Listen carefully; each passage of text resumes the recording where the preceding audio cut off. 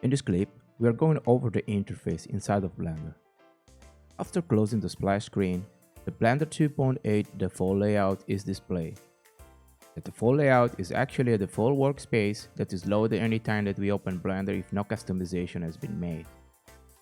You can check that you are in the default layout also from the top bar when layout is highlighted.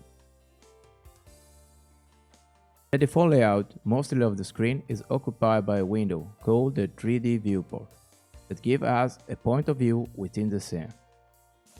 In the scene, when we open Blender, by default there are three main elements. A 3D model of a gray cube dropped into the center of a grid floor, a light source, and a camera. There are also other elements in the scene, but I'll introduce them later. For the moment, let's focus on how the user interface of Blender works. On the top of the screen, there is always a menu called the top bar, while at the bottom there is another fixed item containing information called the status bar. Besides these two bars, the Blender layout is divided into a number of rectangles called area.